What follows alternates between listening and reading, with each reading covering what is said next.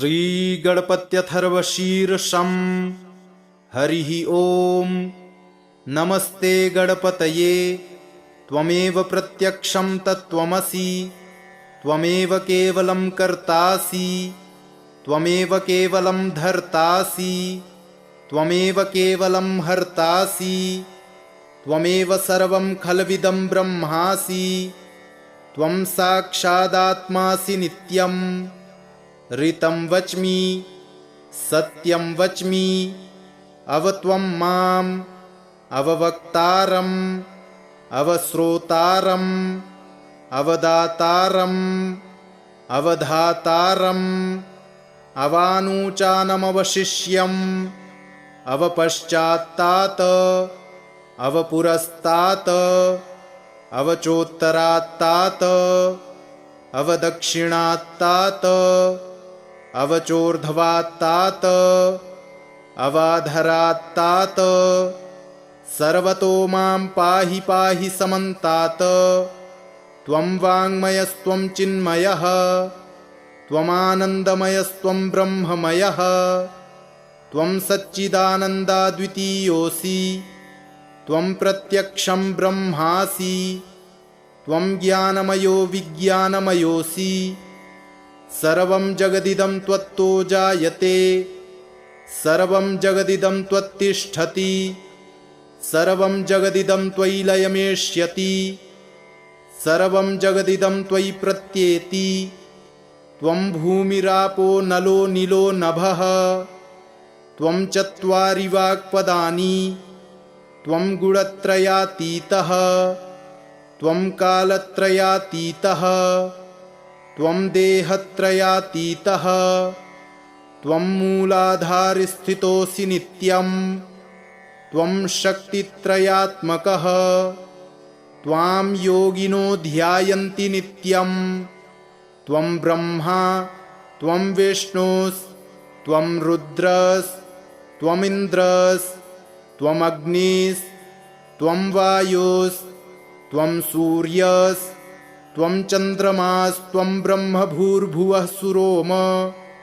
गणादिं पूर्वमुच्चार्य वर्णादिं तदनन्तरम् अनुस्वारः परतरः अर्धेन्दुलसितं तारेणरुद्धम् एतत्तव मनुस्वरूपम्।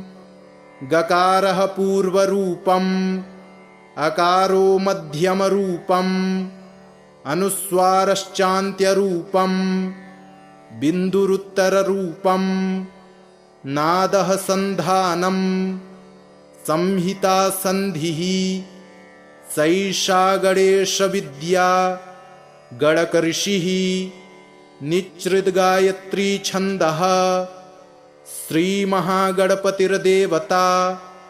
ॐ गं गणपतये नमः। एकदन्ताय विद्महे वक्रतुण्डाय धीमहि, तन्नो दन्ती प्रचोदयात्। एकदन्तं चतुर्हस्तं पाशमङ्कुशधारिणम्, अभयं वरदं हस्तैर्बिभ्राणं मूषकध्वजम्। रक्तं लम्बोदरं शूर्पकर्णकं रक्तवाससं, रक्तगन्धानुलिप्ताङ्गं रक्तपुष्पैः सुपूजितं। भक्तानुकम्पिनं देवं जगत्कारणमच्युतम्। आविर्भूतं च सृष्ट्यादौ प्रकृतेः पुरुषात् परम्। एवं ध्यायति यो नित्यं स योगी योगिनां वरः। नमो व्रातपतये नमो गणपतये नमः प्रमथपतये। नमस्ते स्तुलम्बोदरायैकदन्ताय विघ्नविनाशिने शिवसुताय श्रीवरदमूर्तये नमो नमः। हरिः ॐ। नमस्ते गणपतये त्वमेव प्रत्यक्षं तत्त्वमसि, त्वमेव केवलं कर्तासि, त्वमेव केवलं धर्तासि, त्वमेव केवलं हर्तासि, त्वमेव सर्वं खल्विदं ब्रह्मासि त्वं साक्षादात्मासि नित्यं ऋतं वच्मि सत्यं वच्मि अवत्वं माम् अववक्तारम् अवश्रोतारम् अवदातारम् अवधातारम् अवानूचानमवशिष्यम् अवपश्चात्तात् अवपुरस्तात् अवचोत्तरात्तात् अवदक्षिणात्तात् अवचोर्ध्वात्तात् अवाधरात्तात् सर्वतो मां पाहि पाहि समन्तात् त्वं वाङ्मयस्त्वं चिन्मयः त्वमानन्दमयस्त्वं ब्रह्ममयः त्वं सच्चिदानन्दाद्वितीयोऽसि त्वं प्रत्यक्षं ब्रह्मासि त्वं ज्ञानमयो विज्ञानमयोऽसि सर्वं जगदिदं त्वत्तो जायते सर्वं जगदिदं त्वत्तिष्ठति सर्वं जगदिदं त्वयि लयमेष्यति सर्वं जगदिदं त्वयि प्रत्येति त्वं भूमिरापो नलो नीलो नभः त्वं चत्वारि वाक्पदानि त्वं गुणत्रयातीतः त्वं कालत्रयातीतः त्वं देहत्रयातीतः त्वं मूलाधारस्थितोऽसि नित्यं त्वं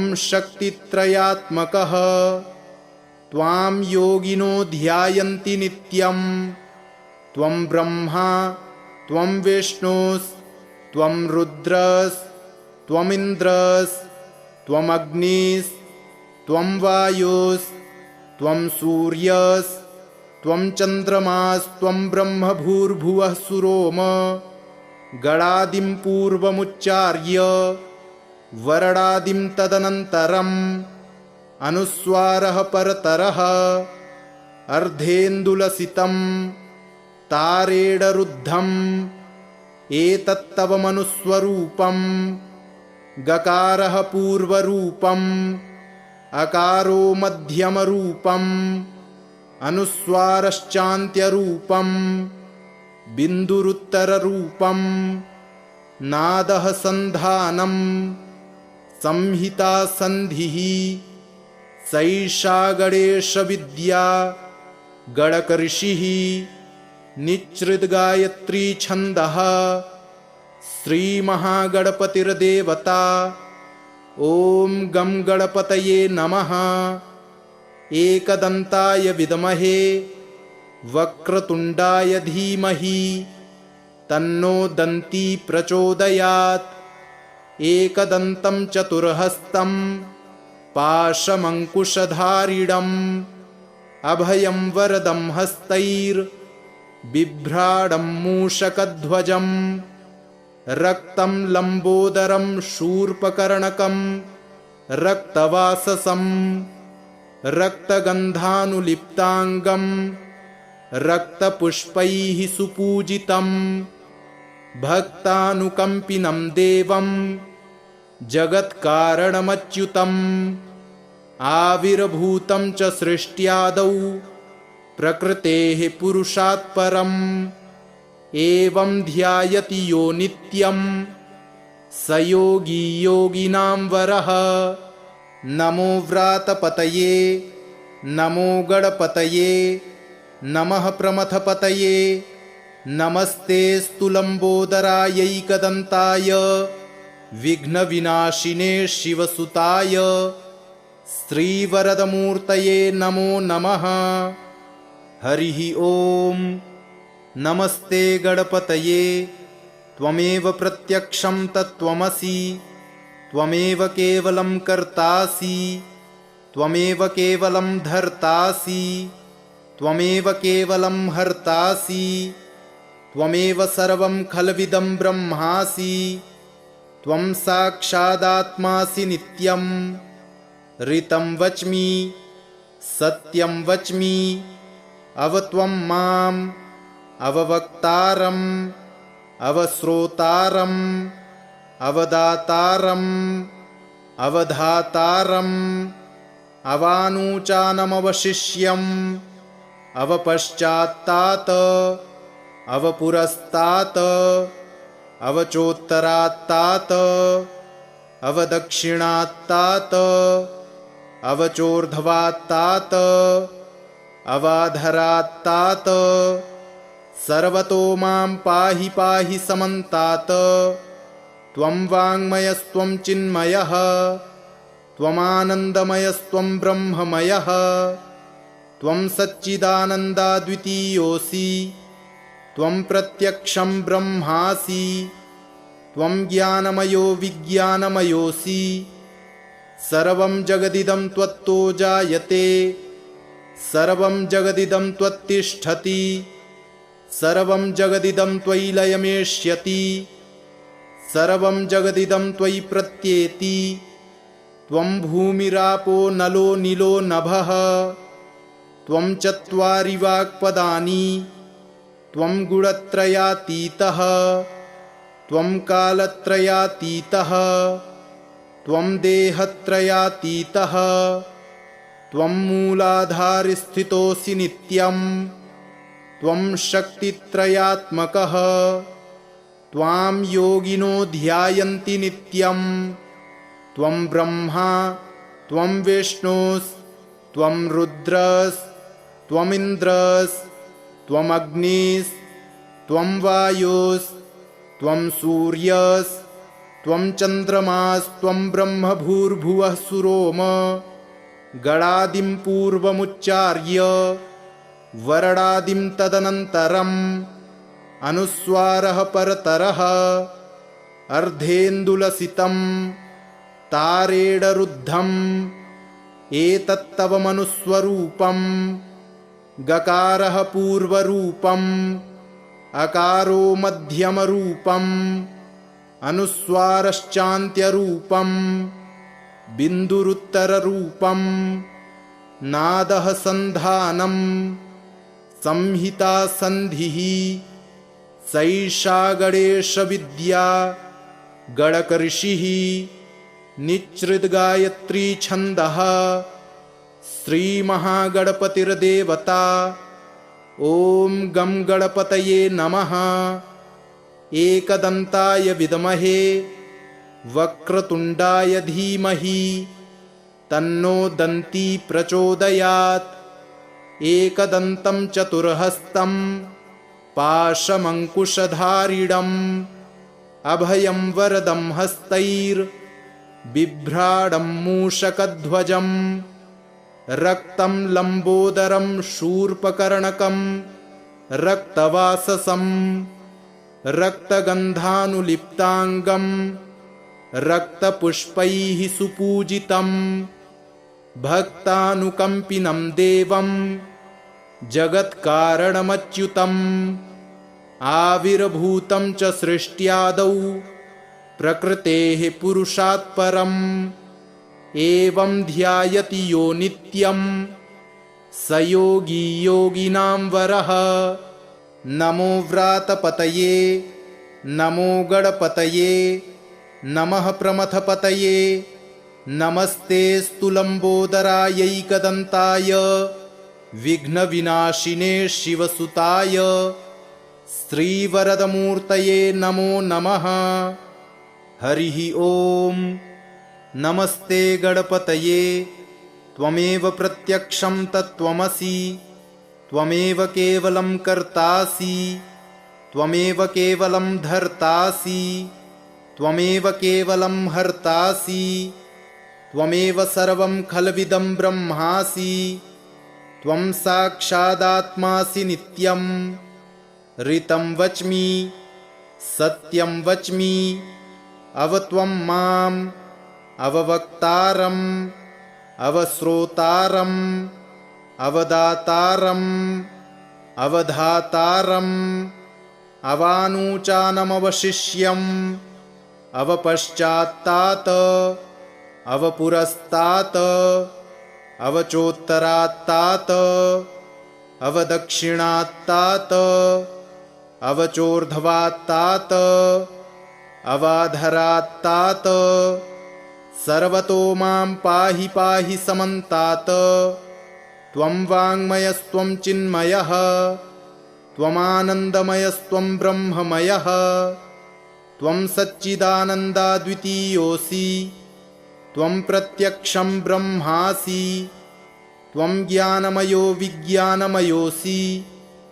सर्वं जगदिदं त्वत्तो जायते सर्वं जगदिदं त्वत्तिष्ठति सर्वं जगदिदं त्वयि लयमेष्यति सर्वं जगदिदं त्वयि प्रत्येति।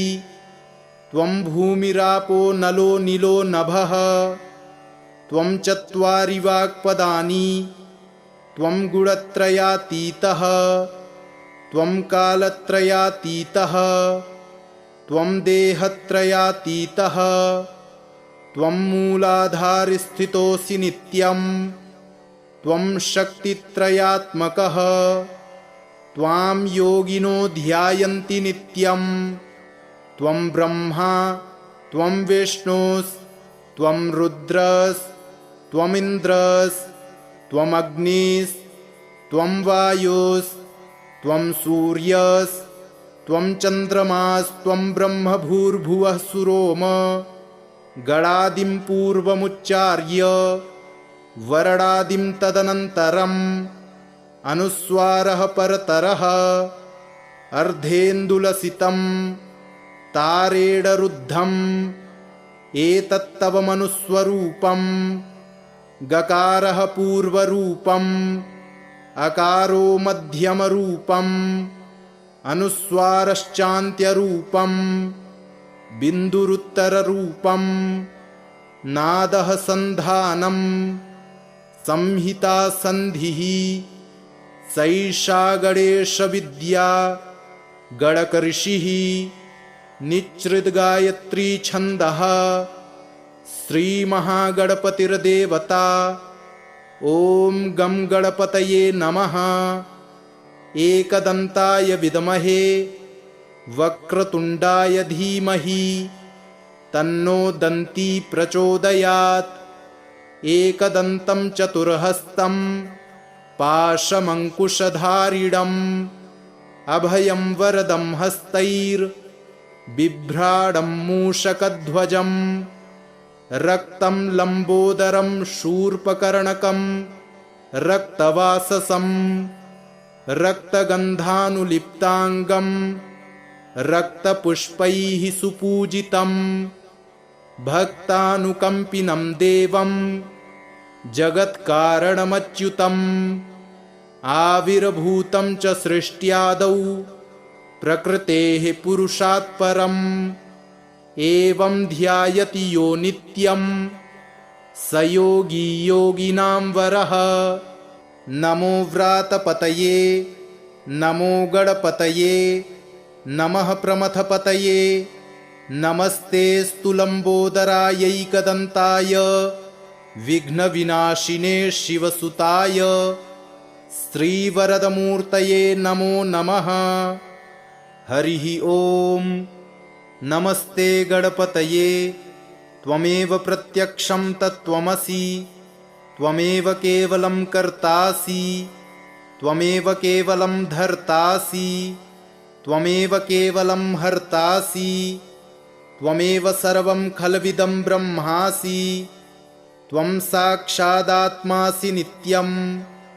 ऋतं वच्मि सत्यं वच्मि अवत्वं माम् अववक्तारम् अवश्रोतारम् अवदातारम् अवधातारम् अवानूचानमवशिष्यम् अवपश्चात्तात् अवपुरस्तात् अवचोत्तरात्तात् अवदक्षिणात्तात् अवचोर्ध्वात्तात् अवाधरात्तात्। सर्वतो मां पाहि पाहि समन्तात्। त्वं वाङ्मयस्त्वं चिन्मयः त्वमानन्दमयस्त्वं ब्रह्ममयः त्वं सच्चिदानन्दाद्वितीयोऽसि त्वं प्रत्यक्षं ब्रह्मासि त्वं ज्ञानमयो विज्ञानमयोऽसि।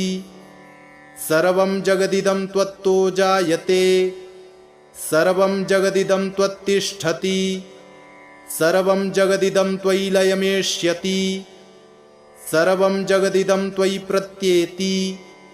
त्वं भूमिरापो नलो नीलो नभः, त्वं चत्वारि वाक्पदानि, त्वं गुणत्रयातीतः, त्वं कालत्रयातीतः, त्वं देहत्रयातीतः, त्वं मूलाधारस्थितोऽसि नित्यं, त्वं शक्तित्रयात्मकः, त्वां योगिनो ध्यायन्ति नित्यं। त्वं ब्रह्मा त्वं विष्णुस्त्वं रुद्रस्त्वमिन्द्रस्त्वम् अग्निस्त्वं वायुस्त्वं सूर्यस्त्वं चन्द्रमास्त्वं ब्रह्म भूर्भुवः सुरोम गणादिं पूर्वमुच्चार्य वरणादिं तदनन्तरम् अनुस्वारः परतरः अर्धेन्दुलसितं तारेणरुद्धम् एतत्तव मनुस्वरूपं।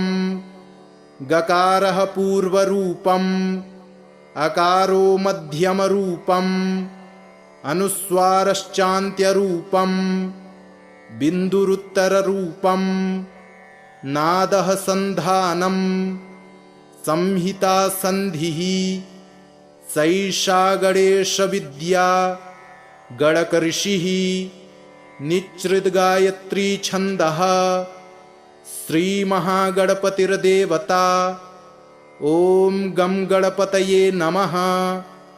एकदन्ताय विद्महे वक्रतुण्डाय धीमहि तन्नो दन्ती प्रचोदयात्। एकदन्तं चतुर्हस्तं पाशमङ्कुशधारिणम् अभयं वरदं हस्तैर्बिभ्राणं मूषकध्वजम् रक्तं लम्बोदरं शूर्पकर्णकं रक्तवाससं रक्तगन्धानुलिप्ताङ्गं रक्तपुष्पैः सुपूजितं भक्तानुकम्पिनं देवं जगत्कारणमच्युतम् आविर्भूतं च सृष्ट्यादौ प्रकृतेः पुरुषात् परम् एवं ध्यायति यो नित्यं स योगी योगिनां वरः। नमो व्रातपतये नमो गणपतये नमः प्रमथपतये नमस्तेऽस्तु लम्बोदरायैकदन्ताय विघ्नविनाशिने शिवसुताय श्रीवरदमूर्तये नमो नमः। हरिः ॐ। नमस्ते गणपतये। त्वमेव प्रत्यक्षं तत्त्वमसि, त्वमेव केवलं कर्तासि, त्वमेव केवलं धर्तासि, त्वमेव केवलं हर्तासि, त्वमेव सर्वं खल्विदं ब्रह्मासि, त्वं साक्षादात्मासि नित्यं।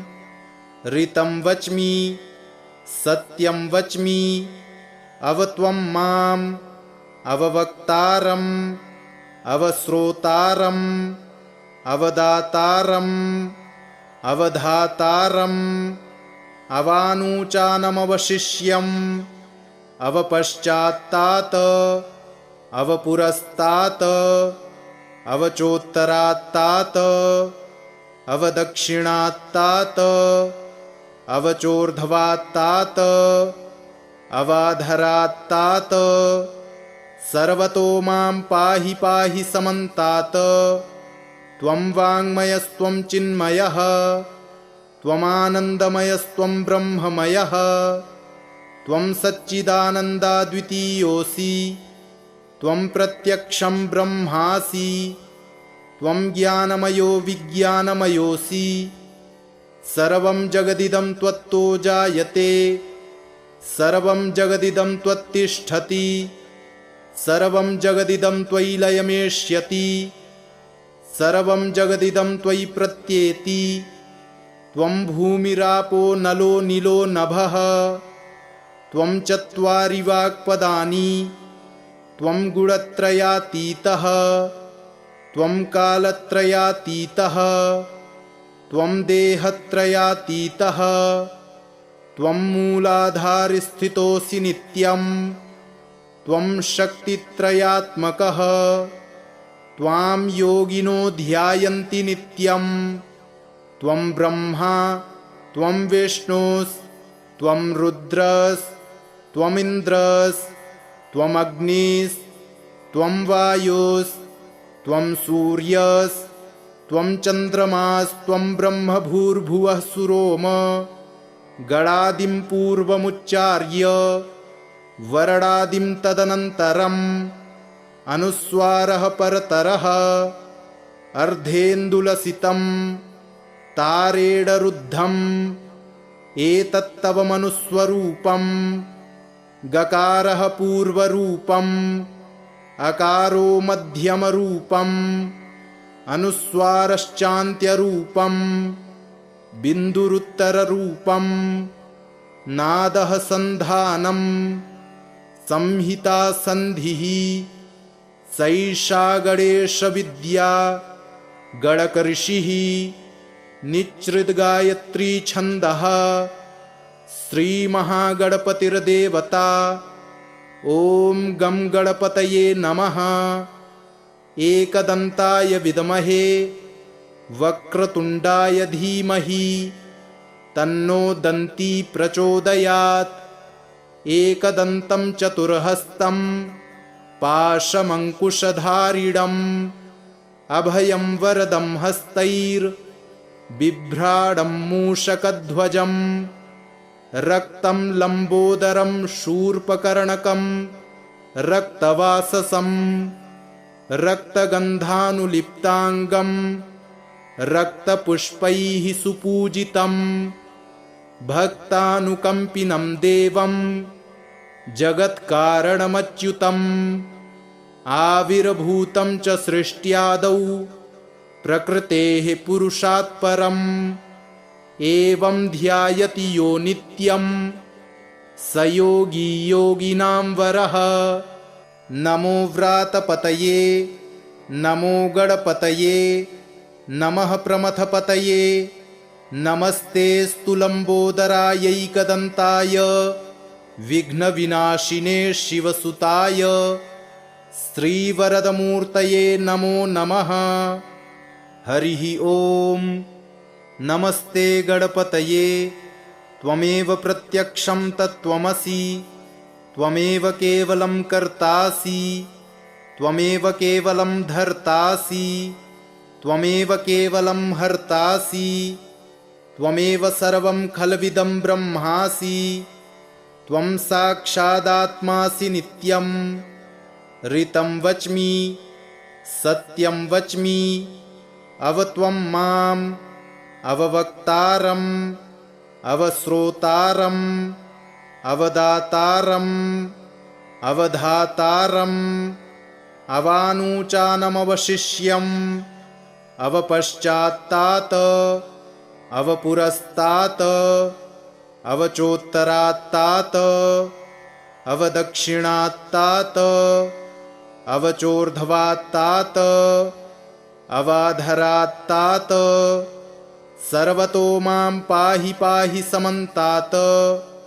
त्वं वाङ्मयस्त्वं चिन्मयः त्वमानन्दमयस्त्वं ब्रह्ममयः त्वं सच्चिदानन्दाद्वितीयोऽसि त्वं प्रत्यक्षं ब्रह्मासि त्वं ज्ञानमयो विज्ञानमयोऽसि सर्वं जगदिदं त्वत्तो जायते सर्वं जगदिदं त्वत्तिष्ठति सर्वं जगदिदं त्वयि लयमेष्यति सर्वं जगदिदं त्वयि प्रत्येति त्वं भूमिरापो नलो नीलो नभः त्वं चत्वारि वाक्पदानि त्वं गुणत्रयातीतः त्वं कालत्रयातीतः त्वं देहत्रयातीतः त्वं मूलाधारस्थितोऽसि नित्यं त्वं शक्तित्रयात्मकः त्वां योगिनो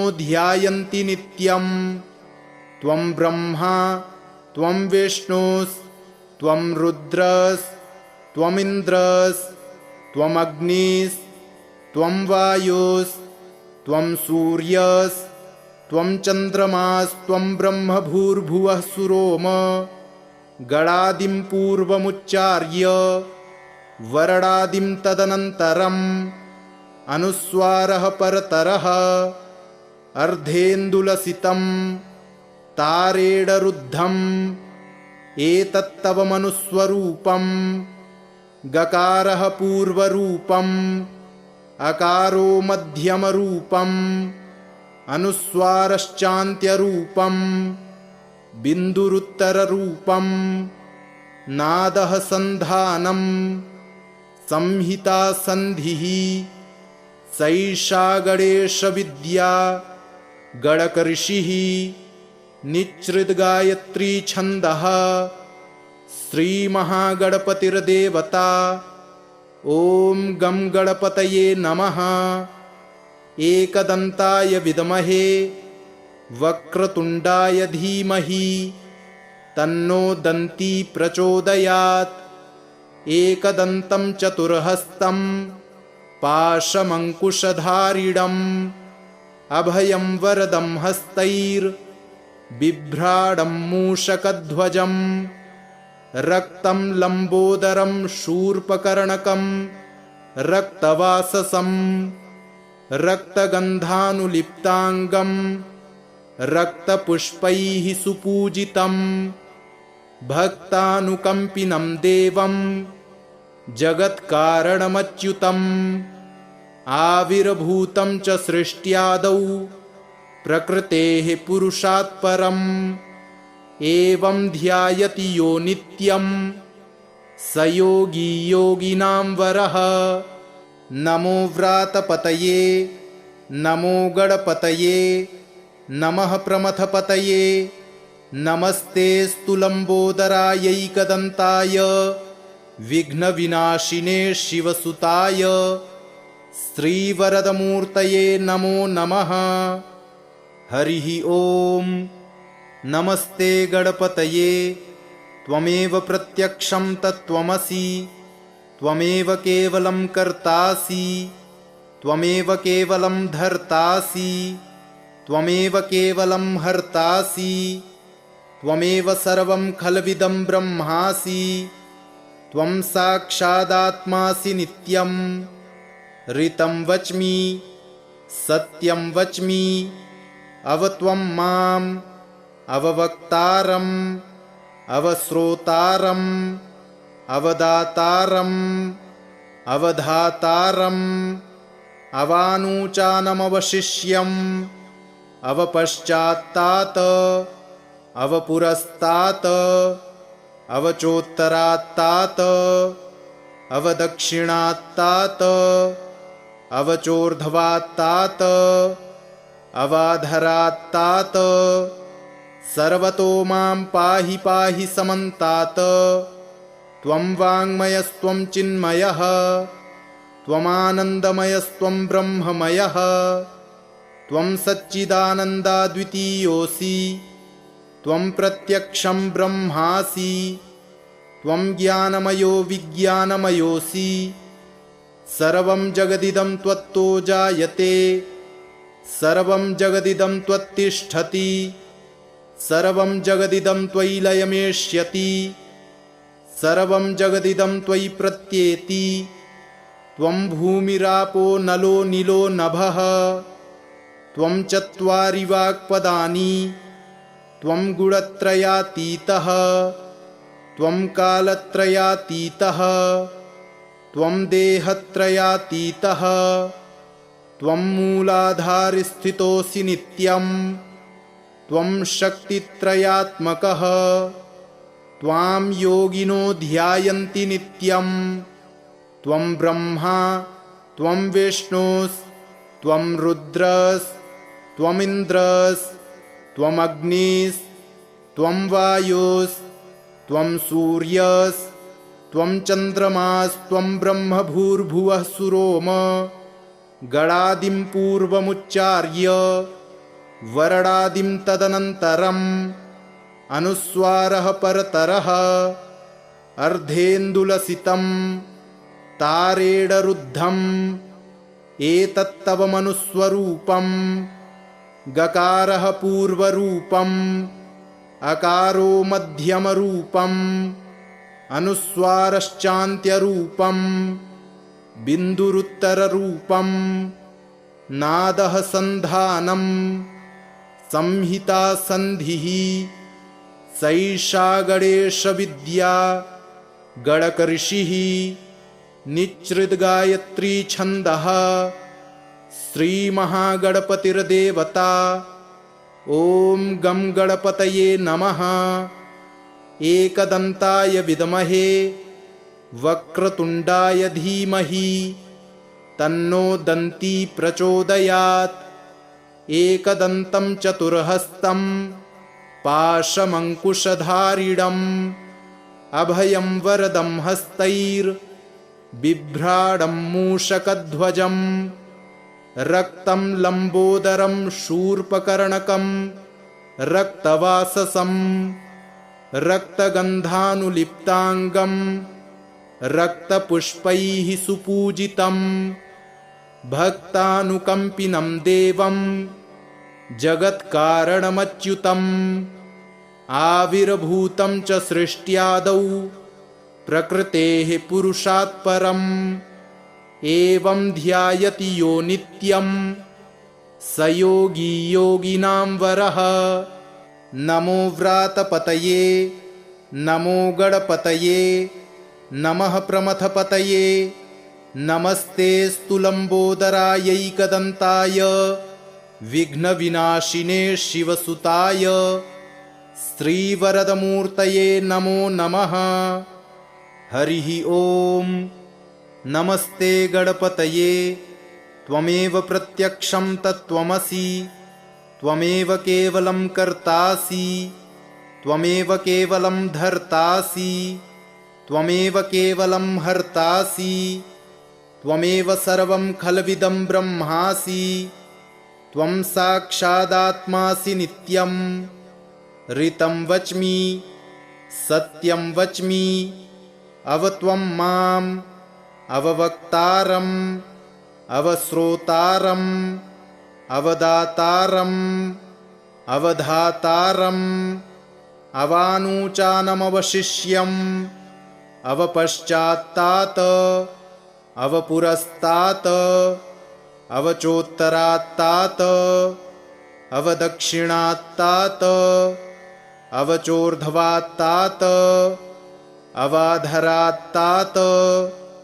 सर्वतो मां पाहि पाहि समन्तात्।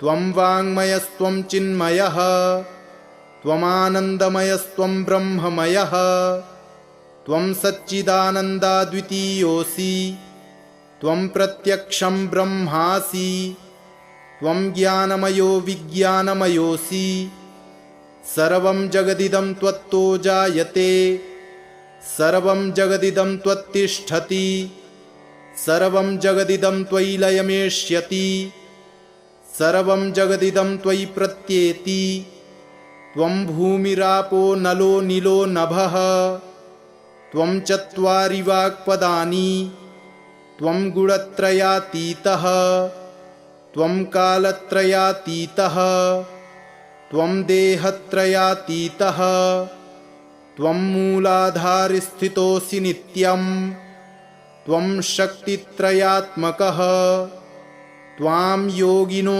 ध्यायन्ति नित्यं त्वं ब्रह्मा त्वं विष्णुस्त्वं रुद्रस्त्वमिन्द्रस्त्वमग्निस्त्वं वायुस्त्वं सूर्यस्त्वं चन्द्रमास्त्वं ब्रह्म भूर्भुवः सुरोम गणादिं पूर्वमुच्चार्य वरणादिं तदनन्तरम् अनुस्वारः परतरः अर्धेन्दुलसितं तारेडरुद्धम् एतत्तव मनुस्वरूपं गकारः पूर्वरूपम् अकारो मध्यमरूपम् अनुस्वारश्चान्त्यरूपम् बिन्दुरुत्तररूपं नादः सन्धानं संहिता सन्धिः सैषा गणेशविद्या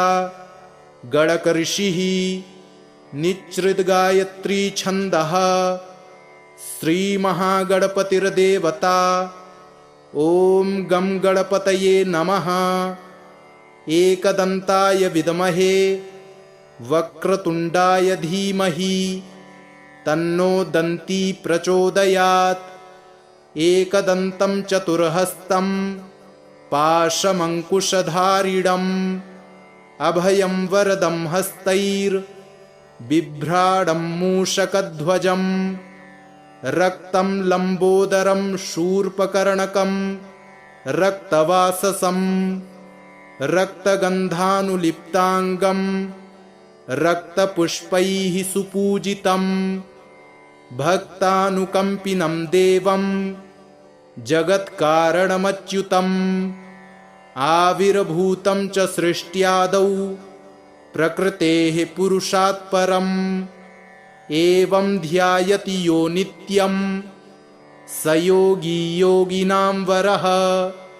नमो व्रातपतये नमो गणपतये नमः प्रमथपतये नमस्तेऽस्तु लम्बोदरायैकदन्ताय विघ्नविनाशिने शिवसुताय श्रीवरदमूर्तये नमो नमः।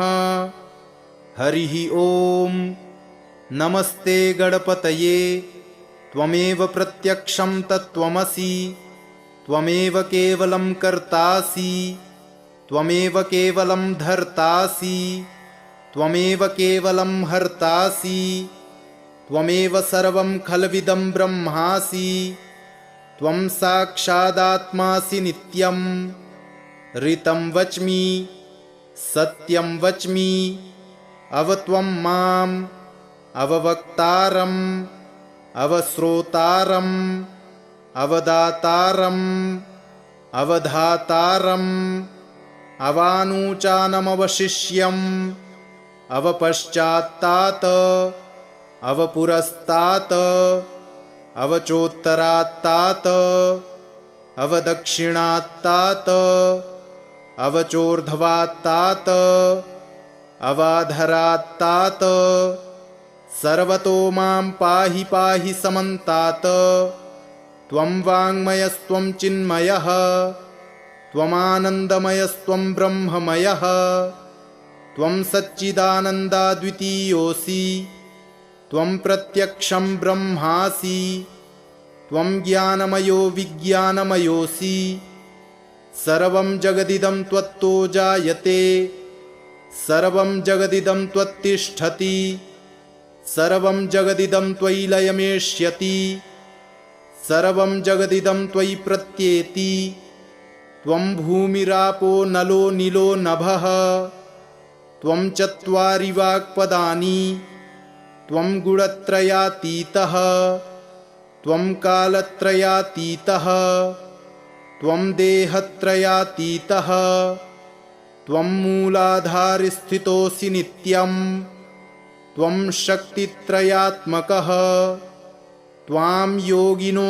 ध्यायन्ति नित्यं त्वं ब्रह्मा त्वं विष्णुस्त्वं रुद्रस्त्वमिन्द्रस्त्वमग्निस्त्वं वायुस्त्वं सूर्यस्त्वं चन्द्रमास्त्वं ब्रह्म भूर्भुवः सुरोम गणादिं पूर्वमुच्चार्य वरणादिं तदनन्तरम् अनुस्वारः परतरः अर्धेन्दुलसितं तारेणरुद्धम् एतत्तव मनुस्वरूपं गकारः पूर्वरूपम् अकारो मध्यमरूपम् अनुस्वारश्चान्त्यरूपम् बिन्दुरुत्तररूपं नादः सन्धानं संहिता सन्धिः सैषा गणेशविद्या गणकऋषिः निच्छृद्गायत्री छन्दः श्रीमहागणपतिर्देवता। ॐ गं गणपतये नमः। एकदन्ताय विद्महे वक्रतुण्डाय धीमहि तन्नो दन्ती प्रचोदयात्।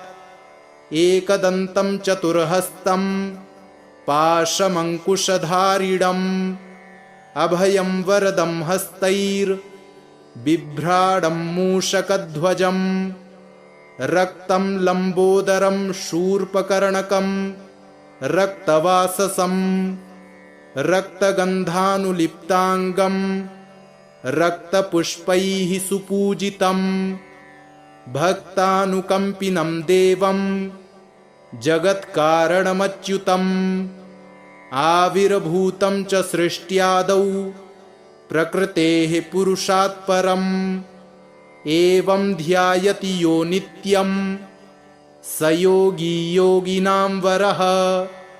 नमो व्रातपतये नमो गणपतये नमः प्रमथपतये नमस्ते स्तुलम्बोदरायैकदन्ताय विघ्नविनाशिने शिवसुताय श्रीवरदमूर्तये नमो नमः। हरिः ॐ।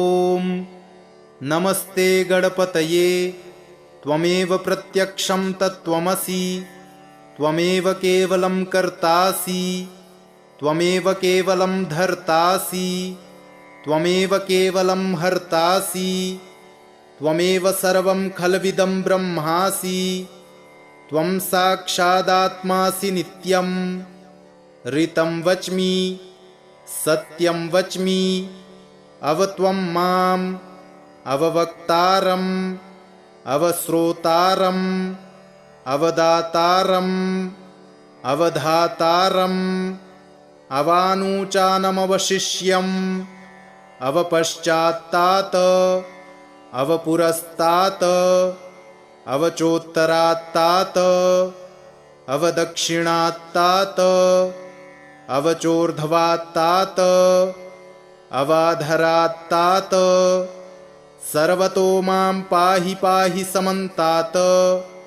त्वं वाङ्मयस्त्वं चिन्मयः त्वमानन्दमयस्त्वं ब्रह्ममयः त्वं सच्चिदानन्दाद्वितीयोऽसि त्वं प्रत्यक्षं ब्रह्मासि त्वं ज्ञानमयो विज्ञानमयोऽसि सर्वं जगदिदं त्वत्तो जायते सर्वं जगदिदं त्वत्तिष्ठति सर्वं जगदिदं त्वयि लयमेष्यति सर्वं जगदिदं त्वयि प्रत्येति त्वं भूमिरापो नलो नीलो नभः त्वं चत्वारि वाक्पदानि त्वं गुणत्रयातीतः त्वं कालत्रयातीतः त्वं देहत्रयातीतः त्वं मूलाधारस्थितोऽसि नित्यं त्वं शक्तित्रयात्मकः त्वां योगिनो ध्यायन्ति नित्यं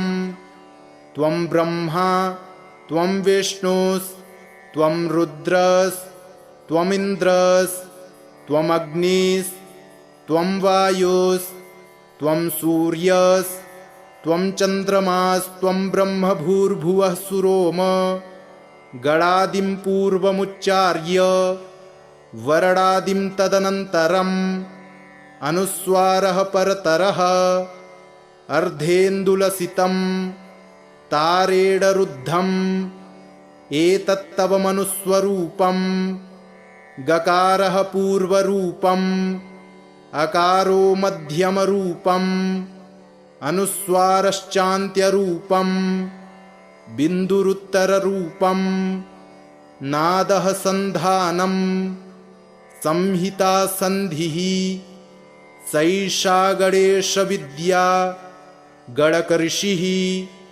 निच्छृद्गायत्री छन्दः श्रीमहागणपतिर्देवता। ॐ गं गणपतये नमः। एकदन्ताय विद्महे वक्रतुण्डाय धीमहि तन्नो दन्ती प्रचोदयात्।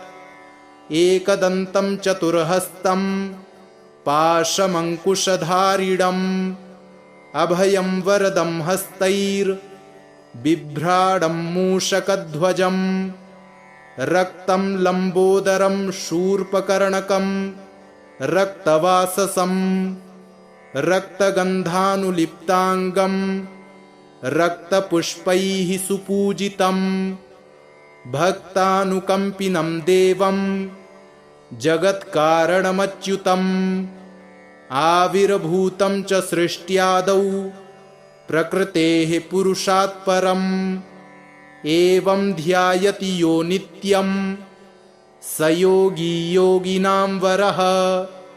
नमो व्रातपतये नमो गणपतये नमः प्रमथपतये नमस्तेऽस्तु लम्बोदरायैकदन्ताय विघ्नविनाशिने शिवसुताय श्रीवरदमूर्तये नमो नमः। इति श्रीगणपति अथर्वशीर्षं सम्पूर्णम्।